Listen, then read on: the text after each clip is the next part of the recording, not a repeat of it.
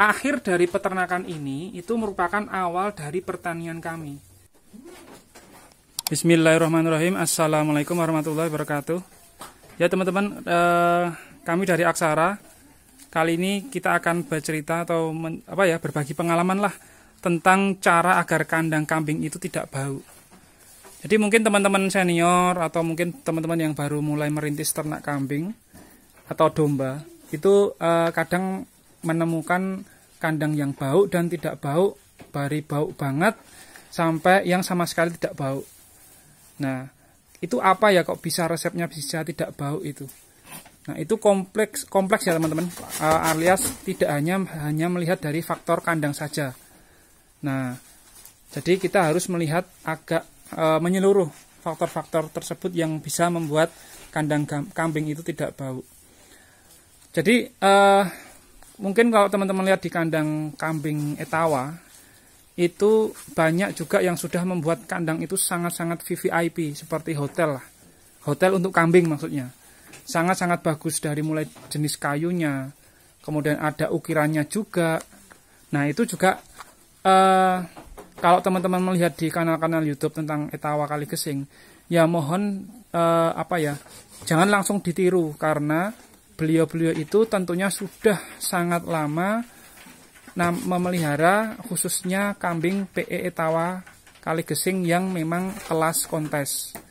Sehingga untuk kelas kontes ya wajar beliau-beliau itu memang membuat kandangnya itu sesuai dengan harga ternak kambing PE Etawa kelas kontes.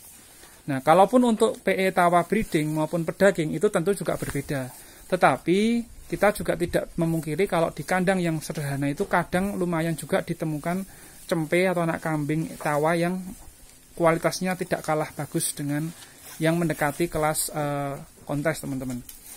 Nah, jadi di kandang kami ini itu sangat sederhana, bahan dari kayu biasa yang ada di kebun kami, bahkan dari bambu juga ada, ini lantainya masih dengan bambu pohon bambu petung.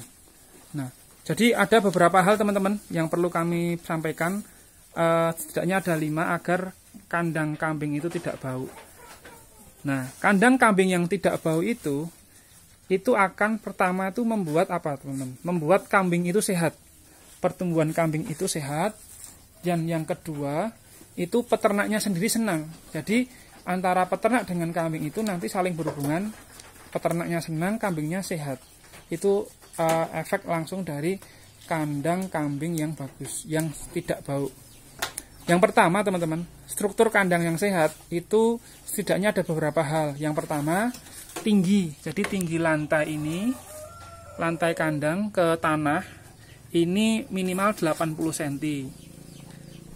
Nah, itu biar gas amoniaknya dari kotoran kambing itu tidak berefek untuk kesehatan si kambing ini juga, teman-teman. Nah, kemudian lantai yang ini itu jika ingin tidak bau ya lantainya itu dari tanah, bukan dari beton atau dicor, sehingga air kencingnya kambing itu langsung meresap ke tanah, teman-teman. Kalau di beton itu biasanya akan lebih bau banget hasilnya. Nah, terus berikutnya usahakan juga lantai itu mendapatkan sinar matahari, teman-teman. Tujuannya agar kotoran kambing itu tidak terlalu lembab. Nah, kalau tidak terlalu lembab, dapat sinar matahari, jadi nanti pematangan untuk keperluan pupuk ke kebun itu lebih efektif. Nah, kemudian yang keempat, sirkulasi udaranya terbuka. Artinya dari ujung kandang sampai ujung kandang itu dapat sirkulasi udara, bukan tertutup rapat. Kalau tertutup, area kandangnya itu tertutup sehingga suplai udaranya berkurang, itu juga kurang bagus juga untuk pertumbuhan kesehatan kambing itu sendiri, teman-teman. Nah, kemudian yang kedua, teman-teman, itu kebersihan lantai kandang. Lantai kandang itu maksudnya yang di sini ya, lantai kandang. Nah, kami itu masih menggunakan sederhana sekali ini bambu petung.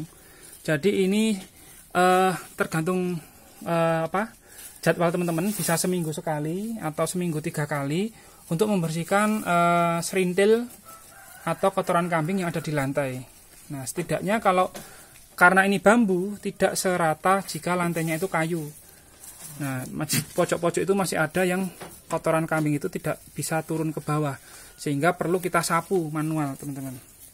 Nah, kemudian jika lantai itu juga mendapatkan sinar matahari seperti ini, itu juga kencingnya itu tidak bikin lembab lantai, sehingga relatif awet nanti kayunya atau bambunya. Nah, kami ini juga tetap melakukan penambalan bambu itu. Sudah ada kemarin yang rusak, kita tambah lagi bambunya seperti itu. Nah, kemudian yang ketiga itu kambing itu juga perlu dimandikan dan dijemur. Jadi mandikan itu bisa 2 pekan sekali. Kalau dijemur itu bisa lebih rutin. Tapi melihat juga sinar matahari, teman-teman. Kalau kita mandikan domba ya benar-benar dibutuhkan saat cuaca itu sedang lebih panas dibandingkan kita membandingkan kambing. Kalau kambing tidak terlalu panas pun lebih cepat keringnya bulu dibandingkan domba. Nah, kemudian yang ketiga itu kotoran yang di bawah kandang ini, kotoran yang berada di bawah kandang ini itu kita rutin ditabur dolomit, teman-teman. Kenapa? Ya karena kami itu butuhin kotoran kambing itu untuk pupuk dasar organik di kebun porang dan jahe merah. Dengan penaburan dolomit itu sudah mencicil pekerjaan fermentasi pupuk organik. Nah, sehingga pematangan kohe itu bisa kami mulai dari bawah kandang langsung. Nah, kalau tidak ditabur dolomit, cara yang lain itu dengan menyemprot campuran antara molase dengan E4 yang botol warna kuning, teman-teman. Nah, kemudian kotoran-kotoran yang sudah menumpuk seperti ini itu kita pisahkan di tempat yang saya tunjukkan nanti di gudang. Tapi sebelum kita pindahkan kotorannya itu kita pisahkan. Bekas rumput-rumput ini kita pisah dengan serintil atau kotoran kambing. Yang rumputnya itu bisa kita buat pupuk kompos. Kemudian yang serintil itu kita fermentasi untuk kita keperluan pupuk sendiri, untuk pupuk di kebun porang dan jahe merah. Nah, di situ kita fermentasi. Kemudian yang lain kita jual pemesanan teman-teman yang ada di kota Yogyakarta. Nah, kemudian yang kelima itu dibuat tanggul, teman-teman, di sekeliling lantai kandang ini. Jadi ini kotoran kambing itu kita buat tanggul seperti itu. Nah, kita buat tanggul tujuannya agar ayam itu tidak ceker-ceker. Kalau ayam itu ceker-ceker serintil atau kotoran kambing, itu nanti kotoran itu akan keluar terus bikin kotor. Apalagi kalau hujan, nah itu lebih parah lagi, karena akan bikin becek dan tidak rapi nanti kotoran kambing itu keluar dari tempatnya. Itu pentingnya kita membuat tanggul di sekeliling alas kandang itu, teman-teman. Ini juga tanggul. Nah, seperti itu. Nah, kemudian akhir dari peternakan ini itu merupakan awal dari pertanian kami. Jadi pada video sebelumnya kita sudah mengupas kenapa akhir dari pertanian kami itu merupakan awal dari peternakan. Bahkan